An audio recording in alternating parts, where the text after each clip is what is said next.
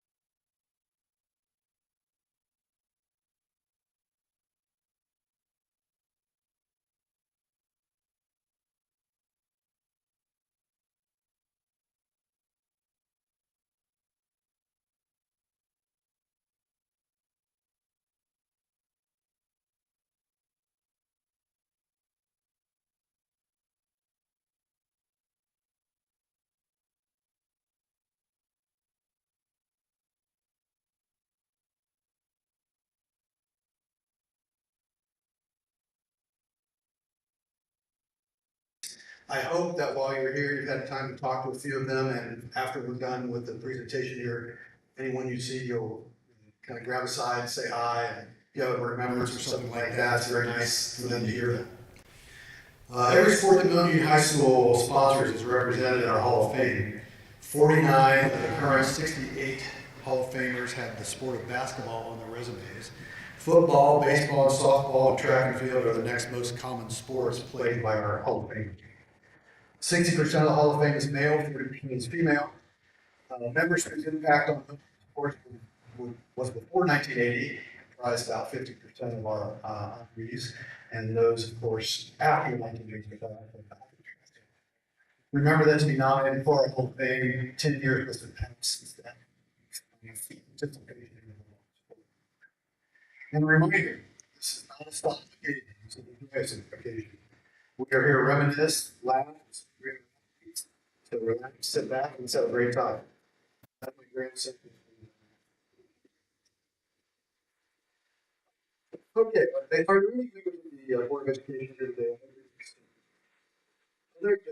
Yes. I'm going to get to you later. School administration. Thing once back in the back. Our athletic director, Chris Fulton. And what did you say you were again, Kurt? Operations manager, sorry.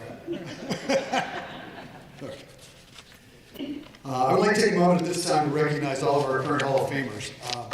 I think I have the names of everybody who is here, so if I don't call your name, please let me know and I'll make sure we recognize you. So if you'll stand, please, just for a moment when I call your name, that would be great. First of all, Diane Rock.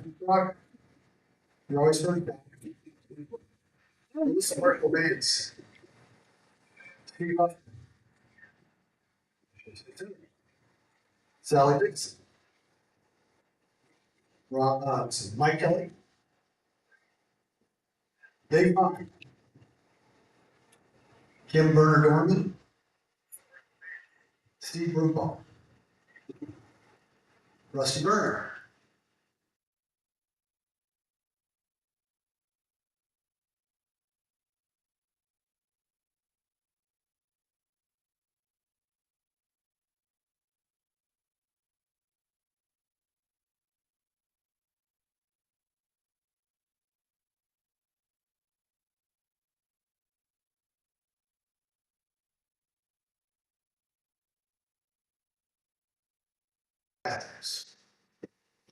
Is there anyone else I missed?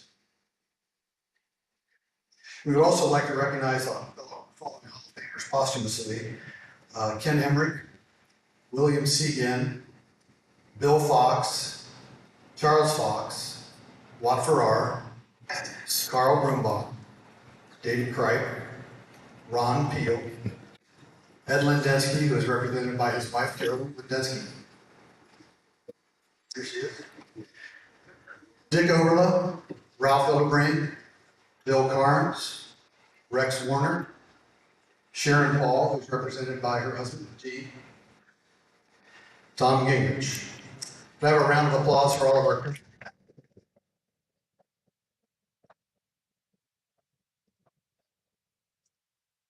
I know I speak for the entire Hall of Fame committee when I say how much we appreciate our previous Hall of Fame members coming back to this event. I know sometimes there's significant travel involved and it's a burden, but we all appreciate you being here. It's such a pleasure for us to see you all every year. I hope you continue to come and support the program. Okay, thank you. On to the introductions. To the newest Hall of Famers, I'm going to say a few things about you, and some of them may be incorrect. I did my best. But if they're incorrect and they're better than what you did, I suggest you just go with it. Don't correct those. Okay. If I leave something out, fair game. Our first honoree tonight is a posthumous honoree, Tim Goins, from the class of 1972. As I said, it's a great honor for me to be up here speaking about our athletes, but the honor becomes even greater when I get to speak about one of my former teammates. I was a sophomore when Tim was a senior, and that was a separation which gave me a perfect view and perspective on Tim and his athletic practice. The first thing that comes to mind when I think about Tim was his dedication to his love of basketball. I lived on Wagner Road, which at the time, at the end of our street, were the only decent basketball courts in the town. And when I say Tim was up there playing all the time, he worked on his game constantly. Tim had a big personality to a 6'5" body. He was good, and he knew it. He had the inside game of a solidly built big man, and he would have dueled over taking three-point shots had he existed back then. Tim had a smooth stroke for a big guy who was very mobile and light on his feet, and easily could have and would have been shooting three-pointers without even thinking about it. His junior year, a new coach, Len Volberg, came to replace Ken Schaefer. Coach B knew he had a gem in Tim and worked him relentlessly. It seems to me that he never got Tim any slack, and even made Tim practice in a literal gray rubber suit that would get him in shape by 1970s terms. The result was to make Tim a tough, resilient player, and Coach Wolver became a very positive force in what was sometimes a tough upbringing for Tim. In my mind, one of the most singularly unique events in Milton sports history occurred just a little bit more than 19,000 days ago. That's a little bit over 52 years ago.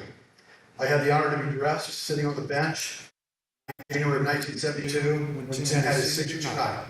The night in the old Covington gym, where he dropped 50 points in the Buccaneers and losing effort. I was sitting there beside my good friend Bobby Sowers, God rest his soul. And I distinctly remember turning to him and said, "Bobby, he's got 50 points." And he turned to me and said, "You're crazy. Nobody scores 50 points." Well, I was right. He had 50, he broke the previous record by 11.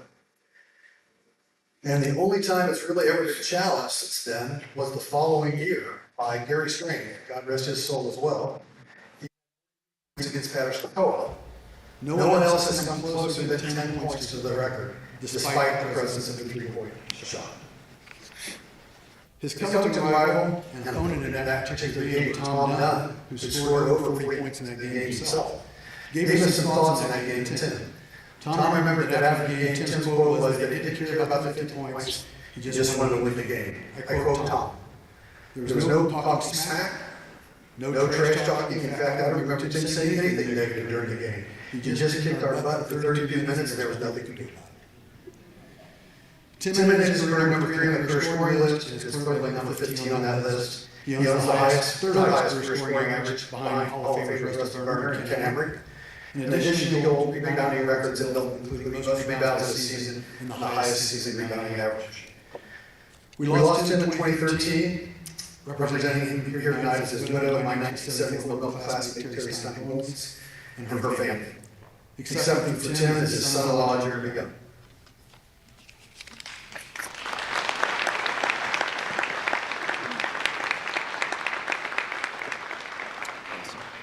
Thank you, Bill. It's an honor and privilege to be here tonight, representing the family. A big shout out to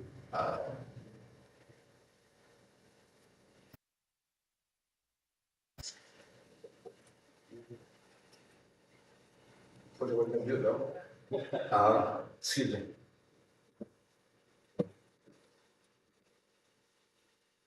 His 4 grandchildren.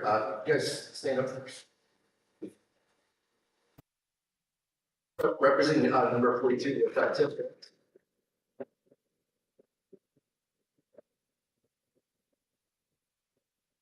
Thank you.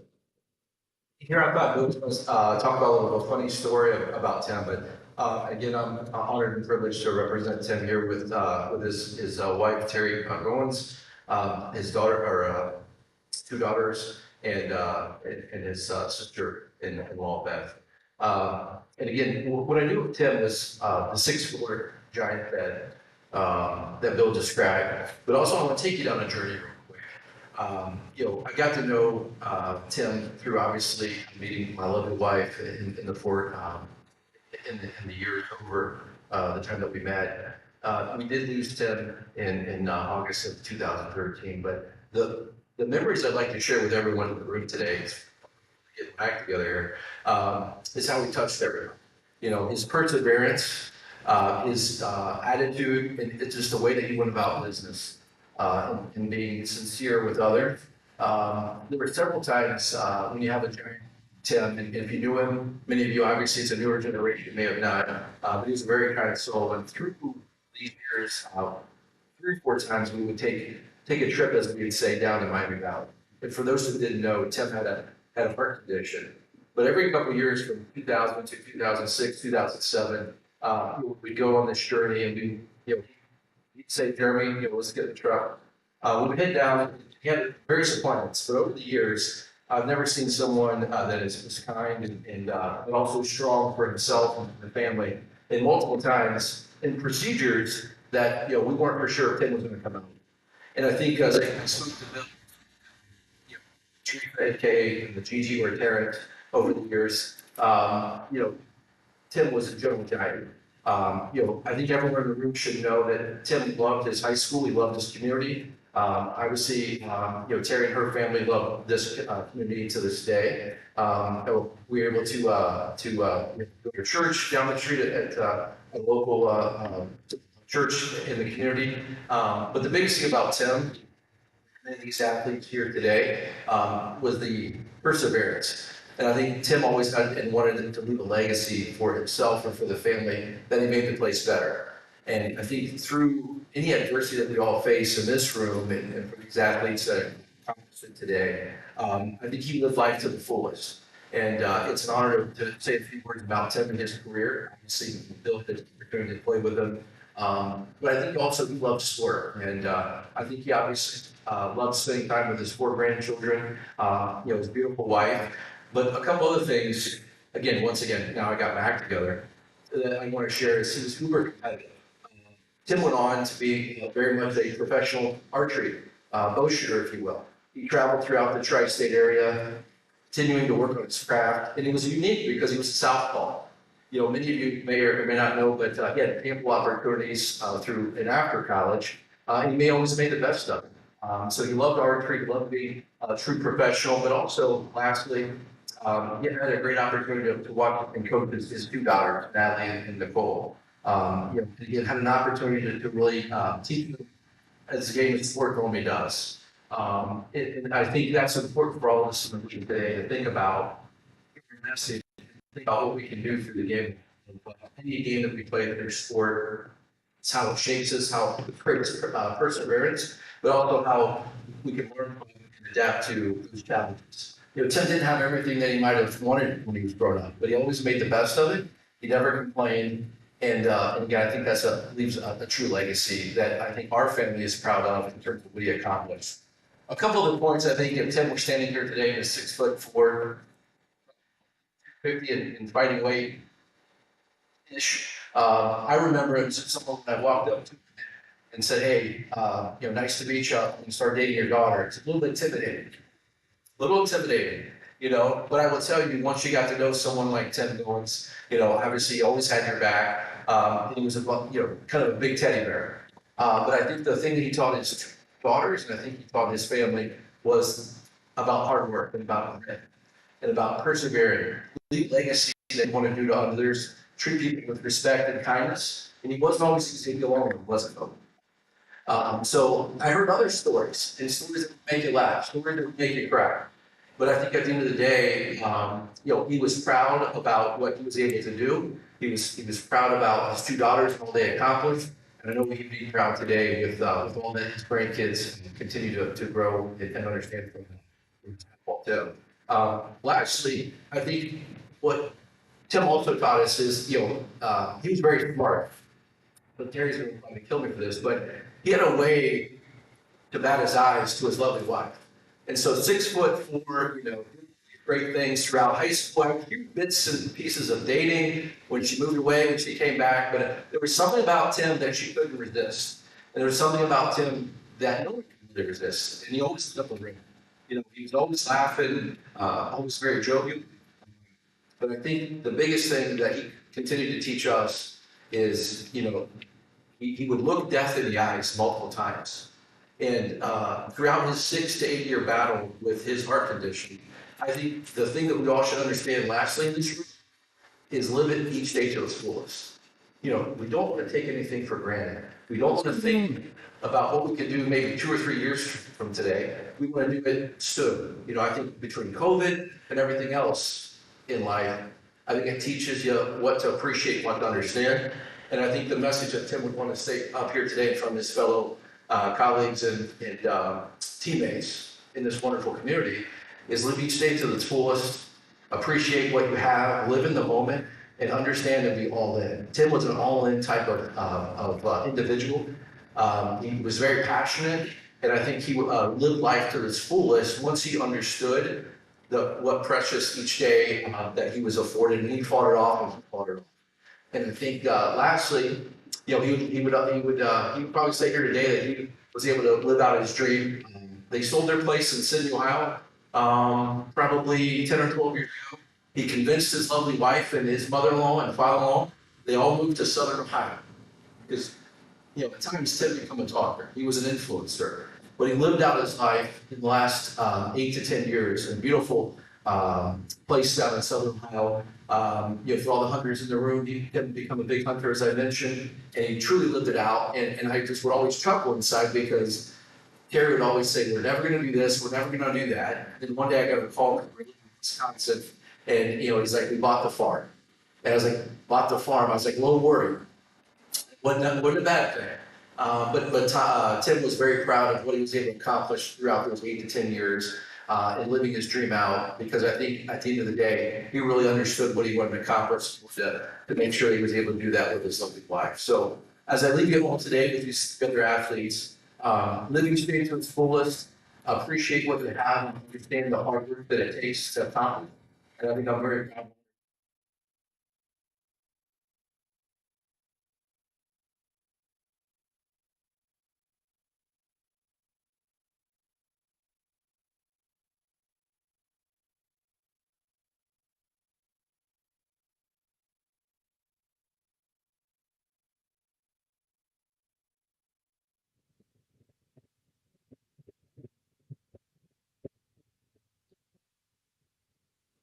Right, next up is Jennifer Patel Kosfeld from the class of 1993. I asked her if I could call her Jenny, and she said yes. So Jenny earned 8 varsity wins in cross country and track. She is simply one of the most, if not the most, decorated female runner in history. Cross country, she was named your team's most valuable runner in 1991 and 1992, and broke the school girl cross country record by over 1 minute at one point in her career, and was the team's only female member in her junior and senior years. She was the first team All-Southwestern Rivers Conference runner from 1989 to 1992, and was the SRC individual champion in 1991 in cross country. She won the Miami County meet in 1991 and 1992, qualified for the OHSAA Regional Cross Country Championship 4 times, first MU runner to do so. She held MU's course record for 16 years, and now, 30 years later, she still holds times in Milton's top 10. In track, she mostly specialized in the distances, 1,600 meter, 3,200 meter, but also ran as a member of the 4x800 meter and distance medley relay team. Her accolades in track, including being the holder of the MU record for most points scored in a single season and the most career points at the time of her graduation. She continued her championship history with 4 SOC championships. The 4x800 meter relay in 1991, 92, and 93, and an individual championship in the 3,200 meter run in 1993. She was a regional champion in the 1,600 meters and qualified for state in the 4x800 meter relay in the 1,600 meter. For her excellence, she won the 1993 MU Most Valuable Runner and was Milton's Chuck Dickey Scholarship Award winner in 1993.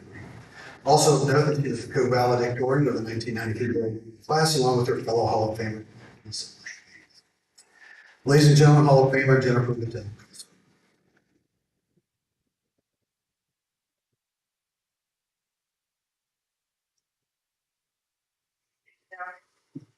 And thank you to the Hall of Fame Committee.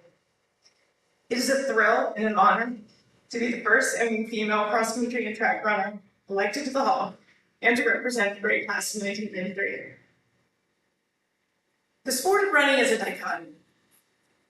In his Hall of Fame speech last year, Andy White mentioned that it's been said that the distance runner is the loneliest of athletes. But running is also one of the sports of greatest community, and that's 2 themes I'm going to hit on tonight. I had the honor of wearing a Bulldog uniform for 6 years, starting in 7th grade cross country. And for me, there were definitely elements of loneliness in the sport. I've already mentioned this, but for 3 of my 6 cross country seasons, I was the only runner in shape form. My 8th grade cross country season, I was the only middle school runner. In my junior and senior years of high school, I was the only girl on the team. So imagine my pride coming back here 30 years later, seeing a board filled with full girls cross country teams, and as a mother, watching my daughter team 41. Amazing. Ask any competitive runner, and they'll tell you that the success truly lies at the end of many long and hard nights. Distance running is at once the simplest of sports, just add shoes, right? But it's also a complex sport where the competition comes in 3 forms: the course, or to a lesser extent the track, the other competitors in the race, of course, and perhaps the strongest competition of all is with yourself. The voice in your head that can encourage you and push you along can also be the voice that points out how long that hill is, or how strong that runner on your shoulder seems. What was that twin? As a runner, you listen to that voice, or to the one that pushes you on ahead, the one that tells you to hold that pace just a little bit longer, and the one that moves you past that next turn. While we never had enough girls in my high school time to field a scoring team in cross country, Hall of Fame coach Kenny Beer built a strong team culture. The team practices co-ed, where middle schoolers and high schoolers practice together as a way to provide leadership opportunities for the older students and role models to look up to for the younger. That culture included summer training trips to his family's cottage in Coldwater, Michigan, 2-a-day runs with swimming and water skiing mixed in, and preparing cookout meals together. Being too small of a team for a bus, and with Milton having just one school van up for grabs between the cross-country team, the golf, and the tennis teams, Kenny frequently hauled us to meets in his Winnebago camper, with the requisite stop for cheeseburgers after the meet. I'm sure we were quite a sight rolling up to exotic locales like Spencerville and National Trail. Beyond one's own school, running itself is a sport of great community. I've made lifelong friends and maintained decades-long friendships that sprang from deep rivalries and competition, but strong respect and relationships beyond the finish line.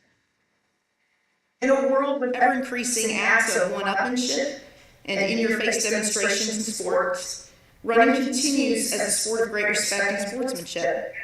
Winners are congratulated at the finish by those they bested that day, while runners at the back are cheered to the finish. There is a mutual acknowledgement of what each athlete has accomplished. Track and cross country also offers a unique community in that they are perhaps the most inclusive of scholastic sports. Throughout my years as a runner and now a proud parent, I've witnessed athletes who are visually impaired, have cerebral palsy, are neurodivergent, or have special needs. These athletes are welcomed and included on the same teams, on the same courses, and in the same races as state-ranked runners.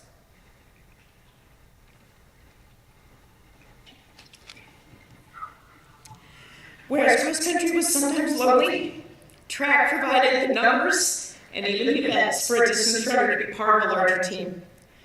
My favorite event after the 16 meters was always the 4x800 relay.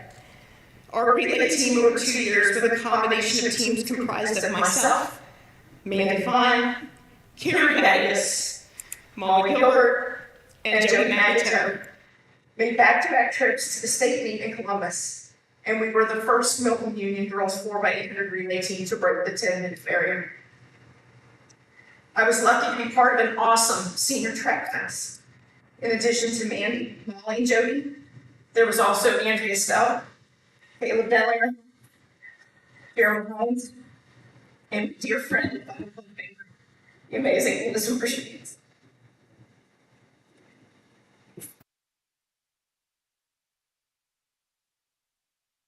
I memories of track, hanging out in the track room, sometimes getting yelled at in the track room. It was really fun.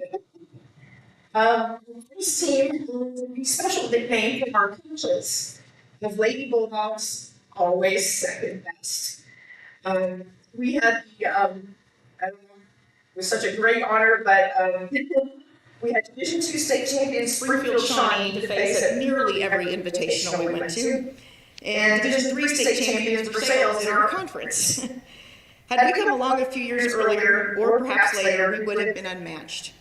But we were all made better athletes for having to face the strong competition at every meet we went to. Another great memory was the inaugural Kenneth Beard Invitational, where we crowned Kenny the track king and Rita Beard the concession queen. If you know, you know. We also delivered a dominant win and a combined Rich team win that day. It should be noted that Springfield Shawnee and Versailles were not invited. Another fun memory was Pat Stinson driving us to the state meet. That poor man had to listen to Sir Mix-a-Lot's Baby Got Back. And in Vogue's Never Gonna Get It, sung full blast by 6 teenage girls for the entire drive to Columbus. Vicki, I have to know, did you draw the short straw on that? Wait. Beyond the memories and community of team, community is also found in supporters. Behind every lonely distance runner are a lot of people supporting them to their goals. Thanks, Dad, for suggesting we should go to the track and do speed work in the off-season. Every distance runner's favorite. Thank you also for the Sunday run and the chats we shared, and especially for the advice and encouragement. After my senior regional cross-country meet, did not go the way I hoped. You reminded me to take a few days off, but also that the state track meet started the very next week. It absolutely did. Thank you all for taking along on your bike those cool runs this summer, and also for the glasses of ice water that magically appeared in the mailbox when I went out by myself. Thank you for all the cheering and encouragement. Thank you for the countless loads of laundry.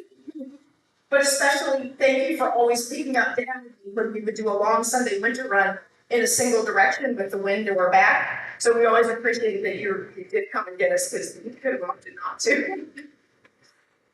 Thank you to the coaches. In addition to Hall of Famer Kenny Beard, who served as head cross-country track coach, I'd also like to thank Hall of Fame coach Sally Dixon, Chris Slagle, Pat Stinson, and John. In addition to coaching middle school track, Joel was the only groundskeeper and kept our cross-country course in tip-top shape. While not a member of the West Milton community, I would like to also thank Vince Peters. He was the longtime coach of Ellis Springs. He coached the Miami Valley All-Stars Track Club and was also a Bob Schul protege. Through Vince, I had the opportunity to frequently represent Milton-Union and the state of Ohio at the USA Track and Field Junior Olympics national meets in both cross-country and senior year. Thank you to all the officials and school staff and parents who volunteered at these scholastic sporting events do not happen those people. Thank you to the Bulldog cross-country track athletes who came from me and served as role models. Hall of Famer Andy White, Ellen Searcy, Mark Creighton, and Kim Berger. And finally, thank you to my husband, Mark, and children, Caitlin and Christopher. You're the best part of my life. Caitlin, it's been a joy to watch you run and play basketball in high school. And Chris, I can't wait to see you race in high school. I love you. Finally, I'd like to conclude by sharing some life lessons from Coach Beard that have stuck with me even 30 years later. Coach loved inspirational quotes, and for those of you who ran track, you probably remember the track barn was filled along the rafter lines with printed out inspirational quotes. The first one was, success comes in cans, not in cannots. A lot of life is about the attitude that you take toward it. During a track practice that was held in a downpour, several team members were grumbling about the weather. I might have been one of them, I don't know.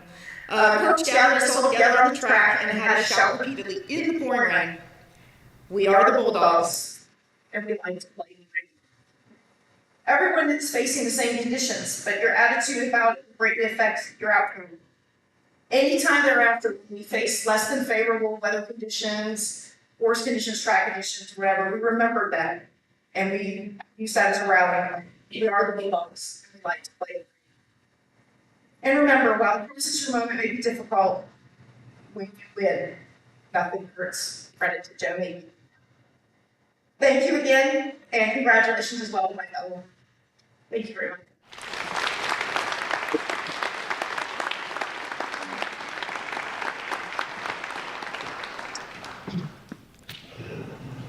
Okay, our third on read today is Mark Lane, class of 2001. Mark was named varsity letter winner in football and wrestling from 1998 to 2001. Mark's career was defined by an innate toughness and strength of both body and character. Despite facing adversity, he became a three-time first-team All-Southwestern Rivers Conference selection defensive tackle. And by the way, he's the only player ever to have been selected all-conference at the same position 3 times in the history of Milton-Union football. He currently ranks 6th on the Bulldog career tackling chart with well over 250 tackles and is the highest ranked lineman on the list. All the players ahead of him are linemen. Mark also distinguished himself on the wrestling mat as well. He was a 3-time SRC heavyweight wrestling champion and in 2000 advanced to the 275-pound state title match, where he was defeated by, remember who you defeated? Yes. In case you forgot, his name was Blake Wingram. He was from Liberty Center, and just to reinforce how tough Mark was, the guy he lost to became a Division I football player. He was a center at Wake Forest. He was a finalist for the Outland Trophy game one year, which is awesome.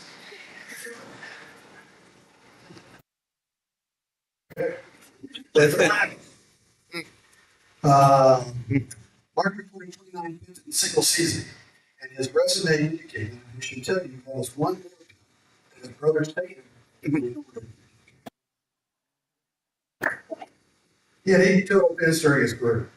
Mark moved to South Wilmington College, where he continued to play on the defensive line, starting for 4 years and becoming his team's captain. He remained at Wilmington as an assistant coach from 2007 to 2013. In 2013, he returned to West Milton to Milton-Union to become an intervention specialist and the head football coach. He remained as head football coach until 2017 when he became the new athletic director and served in that position until 2023 when he moved into the position of assistant high school and middle school principal. I remember hearing coaches talking about Mark from my position on the sidelines at football games, and the phrase I heard over and over was, he is just so tough. And he is. He is professional, he is caring, he's thorough, He's truly deserving of this honor, and I know him hard. No one would ever be more humble in regards to it. Ladies and gentlemen, Hall of Famer Mark Levine.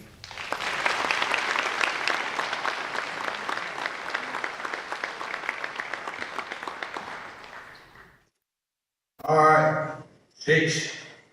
Very nice words from Doc, I appreciate that. Thank you to the Hall of Fame Committee for this great night. I've been through a lot of these as AD, and I've been through other schools that do something like this, and nothing compared to what this group puts on for our Hall of Famers in our community. Typical Bulldog fashion, you guys do a great job. Congratulations to my fellow inductees.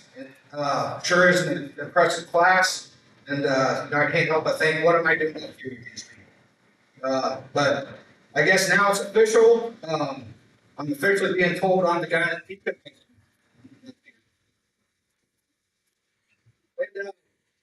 Before I get too far, I want to make sure that I thank two people that are out in the crowd right now, and that's Mr. Fulton and Mr. Kugler, both ADs here, and you know, the three guys in the room that have been AD, and I told them earlier, I said we might be the biggest idiots in this room.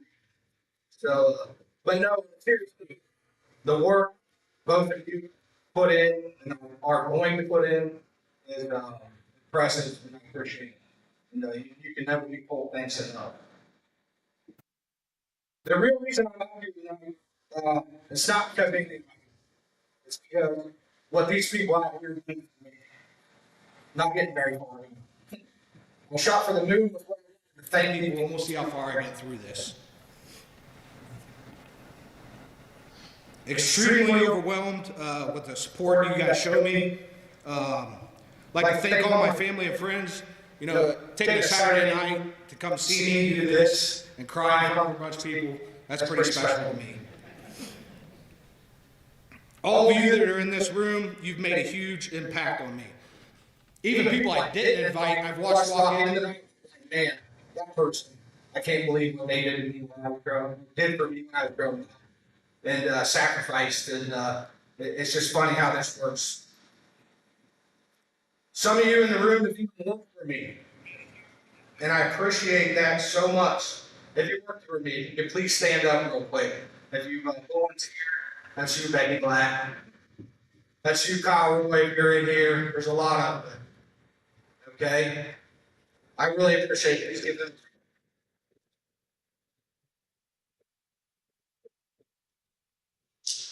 I'd like to thank you and your families for the sacrifices you made to be here for me and help me be successful while I was here at Milton-Union. Any of my coaches, anybody who coached me in any shape or form, there's a lot of you, or taught me. Some of the people, like I said, didn't. I didn't invite you to please stand up real quick. I'd like to thank you. Mrs. Coder, I saw you walk in too. Yeah, I'm calling you out. Dickie, you too. And if I'm not missing anybody, I want to make sure you know that I really appreciate it. Coach Pierce, you and I have had 1,000 talks. You know how much I appreciate your coaching, mentorship, and the tradition that you've instilled here at Milton-Union. As a player, I got to be a small part of that my senior year, and I'm so proud about that, to be in the start of that. Thank you to you and Michelle for the sacrifices you've made so I can be a better player and a better coach. I really appreciate it. Coach Gowdy, you put me through absolute hell. And I'm absolutely grateful for it. Doc used a lot of words about that comes from you. My brothers and I always grew up that we never needed to enlist in the military because we served under you for so long. Your brothers made it in today's world. But I can tell you this, they made me a better man, and like Doc said, they made me tough. You were in my life as a mentor since the first grade.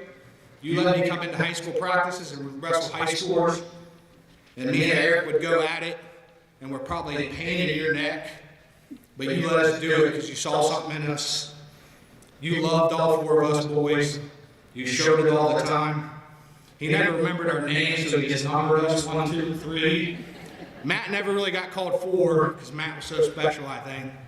But I was always known as 3. Thank you to you, your daughters, Amy, for everything you did for us. Next, I want to thank my best friend, fishing buddy, and partner in crime, my beautiful wife, Lindsay. Lindsay's my absolute biggest supporter. She's given me a high five if I drove in here today. I think I really that's for sure. For almost 16 years, Lindsay has never complained, at least to me, the demand of coaching and being an AD. Never. While we were dating, I remember telling Lindsay, I'm going to be a full-time football coach in college, but they're only going to pay me $4,000 a year. She said, let's go. When we first got married, I remember telling her, John, we're in northern Minnesota.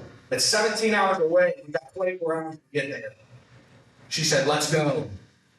And we went, and we took shifts driving. I'll never forget that. It's one of the funnest things in my life. And I knew my wife's got it in my back pocket, and she will do anything for me. Some crazy winter driving that we'll never forget. Later in our marriage, we lived in Jamestown. I said, I want to be the football coach at Milton-Union. I'm going to drive either way. I'm going to go coach football and barely even see you. She looked at me and said, let's go. As a coach, administrator, you're expected to inspire and motivate every day. I'm going to tell you, if you ever want to feel inspired, you should step into Lincoln's kindergarten classroom and see the passion and skill poured into those kids every day. Thank you, Lincoln. I'd also like to thank Dr. Brad Ritchie. Dr. Ritchie's a true bulldog. And Milton-Union is very lucky to have him, leading our school district. Obviously, he's my boss, and people think I gotta say nice things about him. That's not how Dr. Ritchie rolls, sorry. I can probably get up here and say something mean about him, you'd be like, Mark, why'd you do that? Dr. Ritchie works every day, and he works for our community, and especially our kids. This man works tirelessly to our school district, regardless of the circumstances.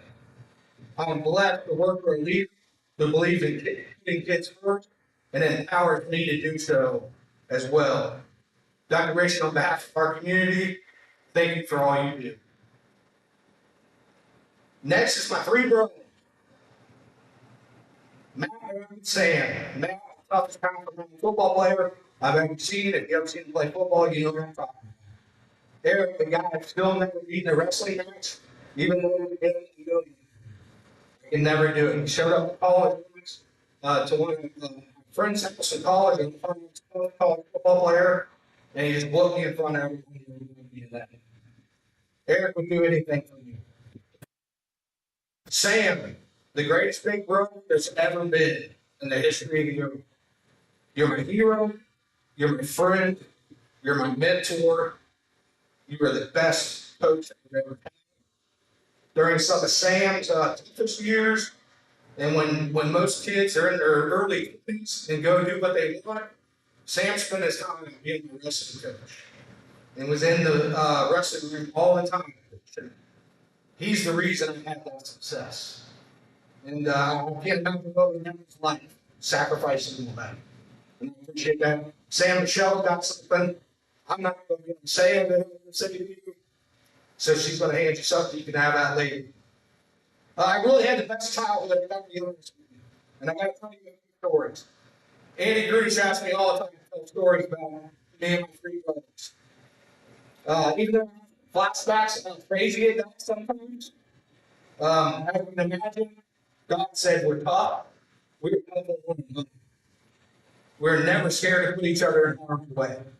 I don't know how my dad dealt with it. I got at least 100 stories, but I promise you I'm only going to pick one. We used to play this game think Sam brought it up. I know I said he's the greatest brother, but I think he made this up. It was called blanket time. Y'all, it's the words of that. You can see how well that's. Sam used to get a blanket, and then whoever they picked, you grab that boy, they wrap it in the blanket, and they hold you down. I was extremely program, hated it, and I would freak out, couldn't move. Funny enough, I think it made me go to wrestling when they did this to me.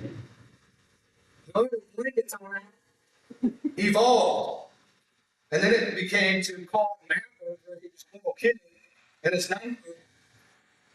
And Sam would start saying, "Punch him in the nose."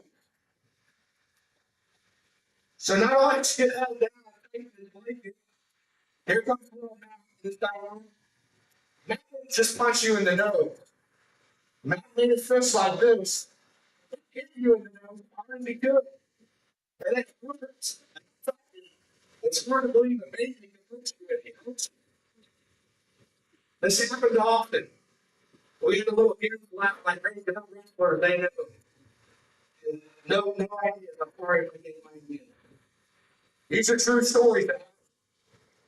Like I said, I think that really made me a better wrestler. I got one more story for you here. If you knew my father Art, he's a hard-working, kind, caring, fun, loving guy who would help anyone that needed it. He wasn't much of a sports guy or really any kind of athlete. So I said all those nice things because I'm about to tell you a story that wasn't so nice he did to me. I just finished 8th grade wrestling, and I was 18-0, and I had 17 pins. I was on top of the world. I thought I was the greatest, and I was letting everyone know about it.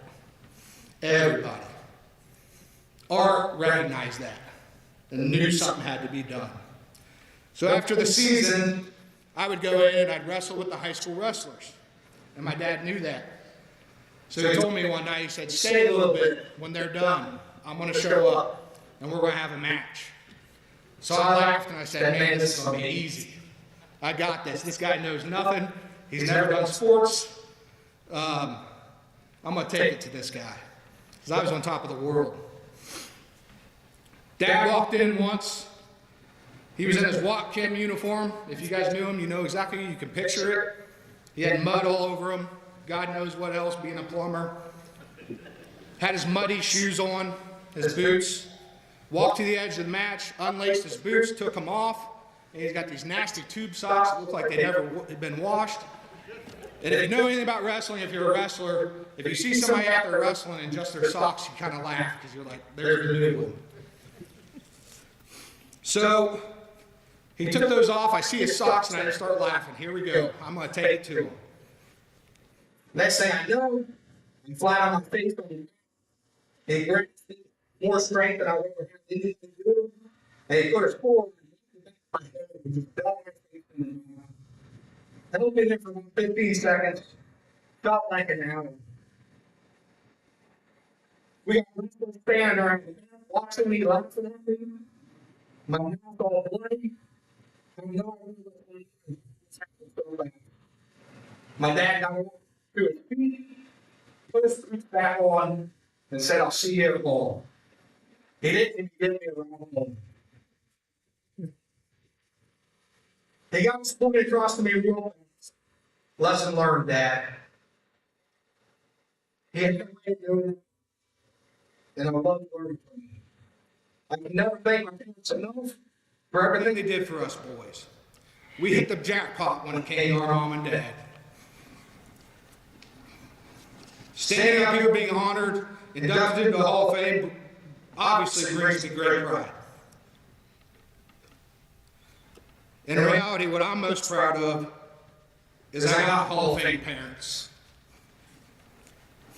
Of all of us, Doc couldn't have said it better about toughness. My mom is the toughest. She's the best.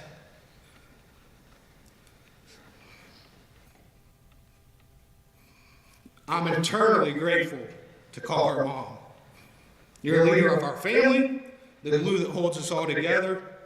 You persevered through tougher times than most could ever dream of. You put everything you had into raising us four boys. You loved us even when we fell short of your expectation. You four boys that love and fight and care for people.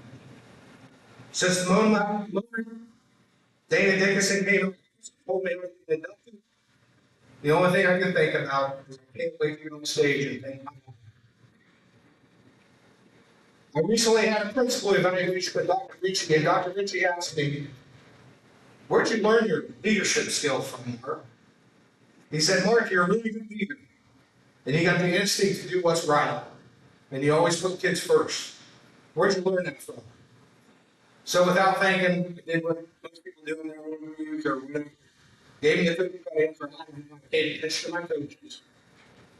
Learn from them what went on. Dr. Ritchie, I'd like to change my answer to that. My mother's responsible for that.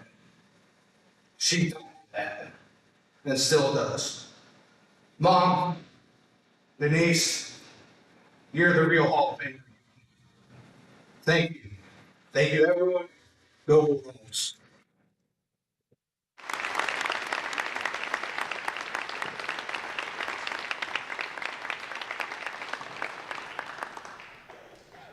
Our fourth and final honoree this year is Alicia Hellman Penny, class of 2009.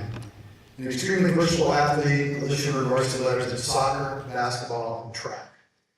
A talented soccer player as a goalkeeper, Alicia was twice chosen MVP of her Bulldog teams and was all SWBL and all Miami Valley area selection. She was elected captain of her MU teams in 4 straight seasons. Alicia also was a very special talent in basketball. She was a 4-year letter winner under 3 different head coaches from 2005 to 2009. She was a dominant force in the basket, leading her team in rebounding for 3 consecutive seasons, the only Bulldog to ever accomplish that feat, and then ended her career number 4 on the MU career rebounding list with over 600 rebounds. She was no liability on the offensive end of the court either, finishing her career 5th on the career scoring list, just 13 points shy of 1,000, and you can thank John Bracken, I believe, for that. Only he had 13 points, John. Soccer, the soccer. All right. Anyway, and she finished her 6th in scoring average. She led her team to field goal percentage 3 times. Having been witness to girls basketball for over 50 years, I must say that I've never seen a better complementary pair of players than Alicia and her fellow Hall of Fame teammate, Casey Finfrock Matthews. They were truly a Ms. Inside and Ms. Outside. In the game in which Casey scored 43 points and set the girls' single game scoring record, Alicia had 28 points, which just happens to be the 7th highest single game total in known history. Alicia was athletic, selfless, steady, consistent, and was one of those players who just made her team better by her presence on the court. One of Alicia's most impressive stats is that she ended her career by participating in the 4th most wins by any player in Milton-Union girls basketball history. Ladies and gentlemen, Hall of Famer Alicia Hellman Penny.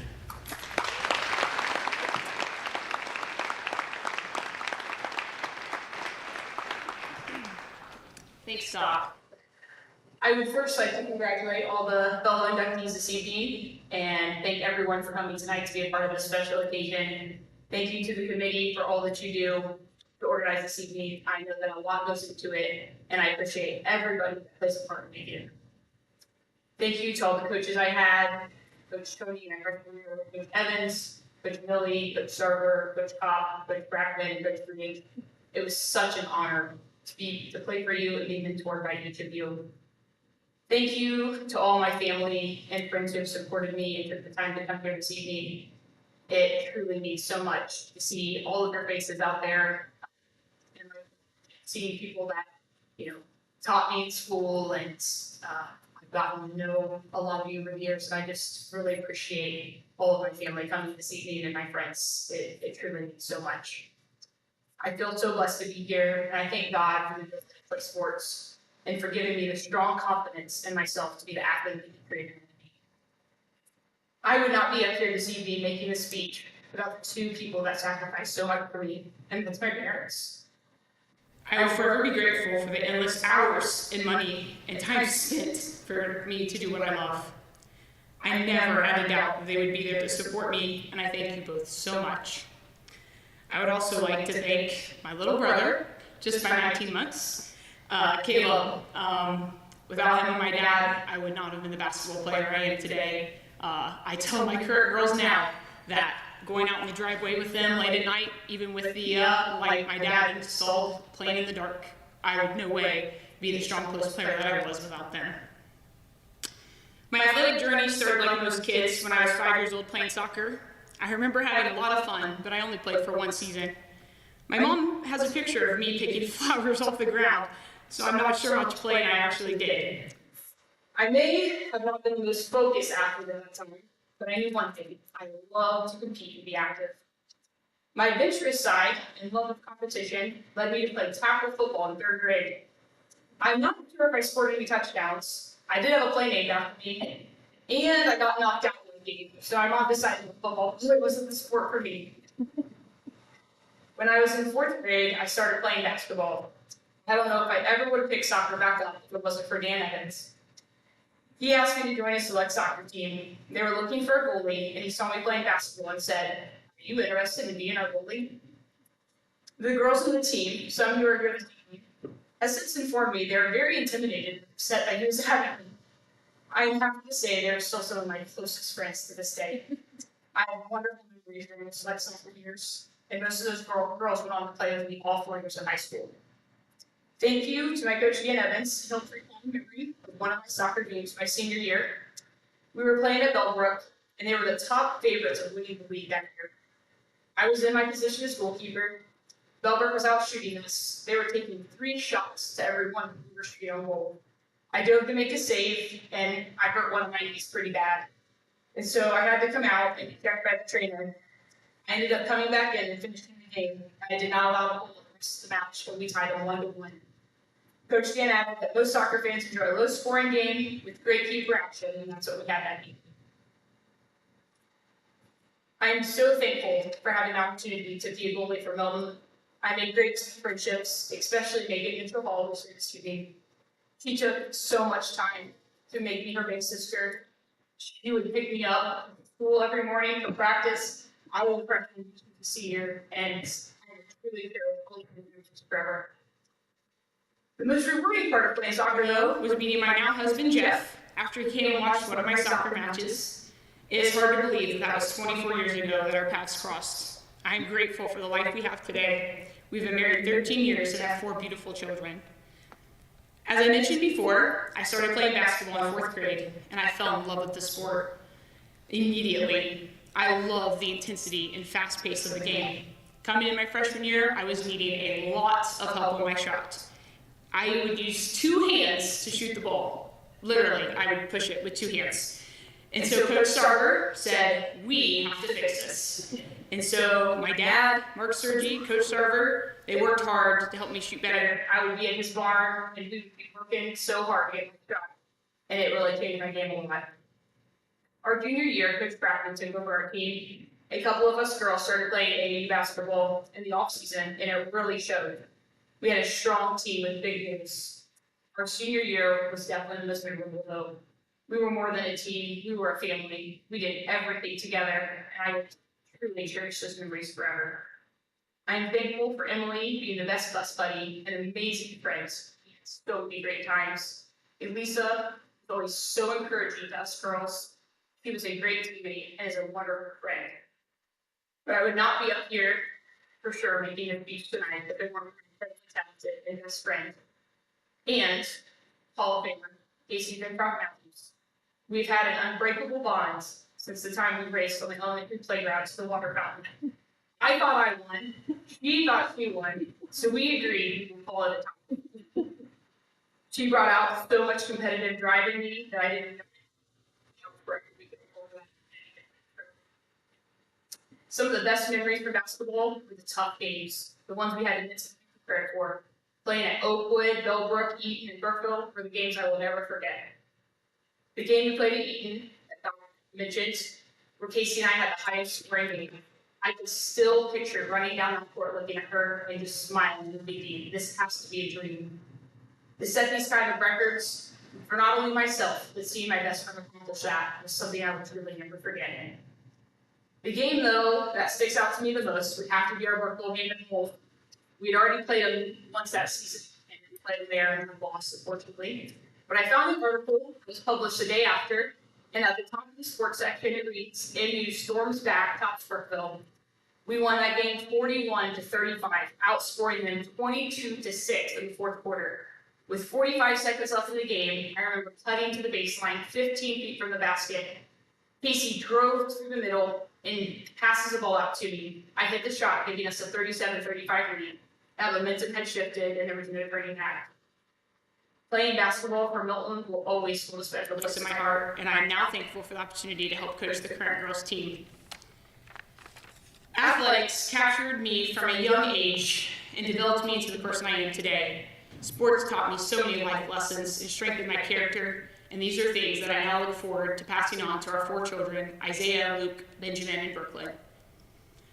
I would like to conclude my speech this evening with 2 things. First is one I have never forgotten, and it is the advice that Coach Brackman gave to us when he first came in and took over our junior year. And he said that you never get a second chance for a first impression. And I've carried that with me in so many times in my life with coaching and careers, and I tell my kids that. It is such a great, great quote, and I truly thank you for all that you've done.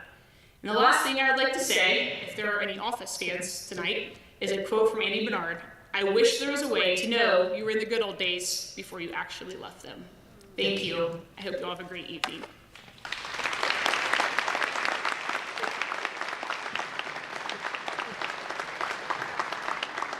Let's have another round of applause for all of our.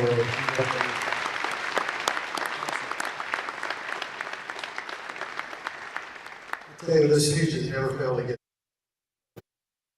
All right, I've got a couple things to kind of housekeeping items before we eat. After we have our invocation, I'm going to ask all the Hall of Famers in attendance kind of proceed to that side of the cafe here. We're going to take a whole picture of everyone here. We will have to move a couple of those tables a little bit, so maybe you guys can give us a little bit of help so Mr. Hauser can get in there. After that picture is done, and if you want to take pictures of that group while the pictures are being done, feel free to walk over there and take those pictures. After that's done, we'll start our dining lines. We'll do the families of the Hall of Famers first, and then everyone else in attendance will go after that. Also, 50-50 drawing, Dan. We've got people, they're shaking their head no. We've got some students who are circulating with a 50-50 drawing. Money will be split, whoever wins, and the other fund. We're not funded by the school in any way. Solicited funds, so we appreciate anything you can do for us there. There will be some time for additional friends and family pictures after the presentation in the gym. We are going to have a presentation between the JV and varsity game.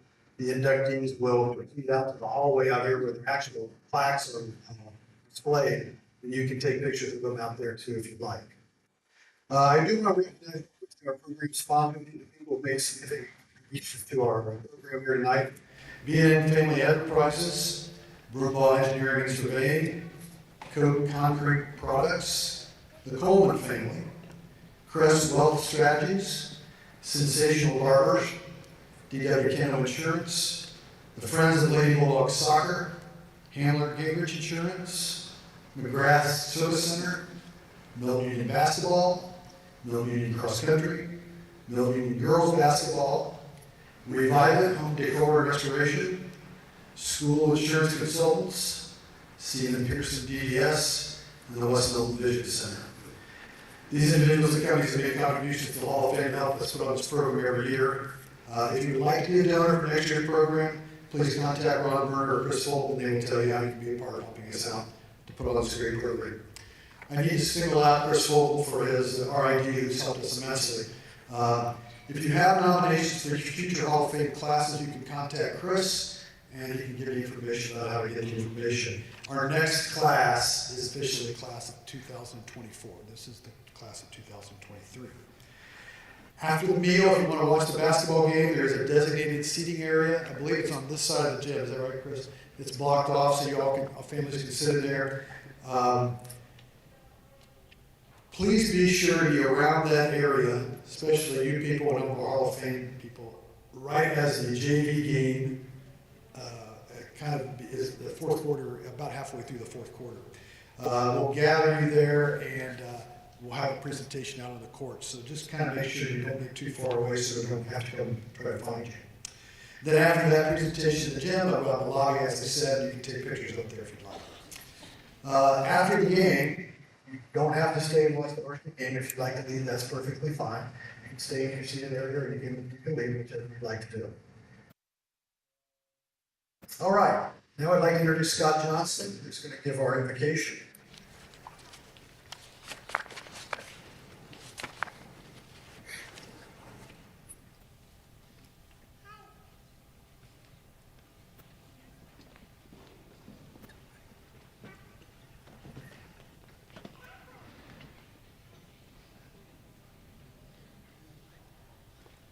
We all bow our heads and give a thanks for what we're having tonight. Our Heavenly Father, bless us as we gather in this banquet. We give you thanks for again permitted to gather in this fellowship.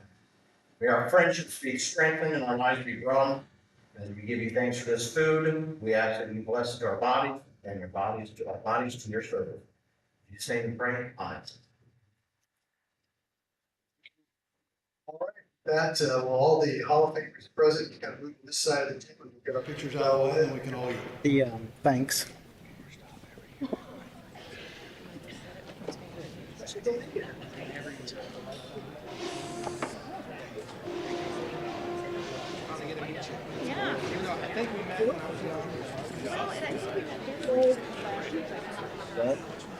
We'll be here in just a second.